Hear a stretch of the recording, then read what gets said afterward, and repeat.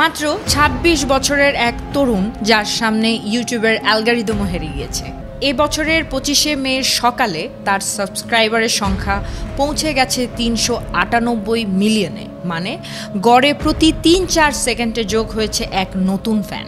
হ্যাঁ, আমি বলছি জিমি ডোনাল্ডসন অর্থাৎ মিস্টার বিস্টের কথা, যিনি আজ এক ডিজিটাল তুফান, আর এখন সেই ইউটিউবের সম্রাট বলতে পারেন। ২০১২ সালে নিজের পুরনো কম্পিউটার 0 ভিউজ নিয়ে শুরু করেছিলেন তার ইউটিউব যাত্রা। তার বন্ধুরা তাকে বলেছিল এসব দিয়ে কিছুই হবে না।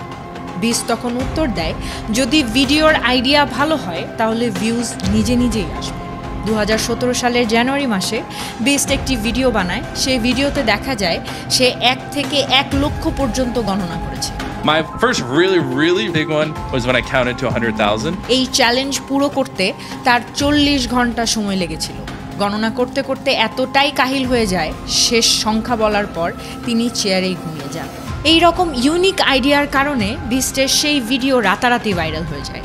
তারপর তার পাগলামির আরেকটি ভিডিও আসে, যেখানে সে ৫০ ঘন্টা একটি কফিনে নিজেকে আটকে রাখে, এবং তাও মাটির নিচে। অবশেষে চ্যালেঞ্জ শেষ করে সে বলে, ভয়কে কবর দিয়ে এসেছি। বর্তমানে সে প্রতি সপ্তাহে কোটি টাকা খরচ করে ভিডিও বানায়। কখনো হাজার হাজার মানুষের চোখের জ্যোতি ফিরিয়ে আনতে সাহায্য করে, আবার কখনো হোমলেস মানুষদের ঘর বানিয়ে দেয়। এখন পর্যন্ত মিস্টার বিস্ট $92 মিলিয়ন দান করে দিয়েছে। ১০০টি বাড়ি বানিয়ে দিয়েছে অভাবী মানুষদের। পুরো একটি দ্বীপ দান করে ফেলেছে, কারণ সে এগুলো করেই সুখ শান্তি খুঁজে পায়। মানে মানুষের হেল্প করেই তার শান্তির একটি জায়গা হয়। আর কন্টেন্ট ও ইমোশনের আসল টুইস্ট দেখা যায় যখন সে ১০০০ দৃষ্টিহীন মানুষের দৃষ্টি ফিরিয়ে দেয়। ব্যাংকের ম্যানেজাররা তাকে বলে প্রফিট সেভ করতে, কিন্তু বিস্ট বলেন পরের ভিডিওতে এগুলো শেষ করে ফেলবো। এখন মূল কথা খুবই সহজ, যদি আইডিয়া ইউনিক হয় এবং মন বড় থাকে, তাহলে সোশ্যাল মিডিয়ার অ্যালগরিদমও হার মানবে আপনার কাছে।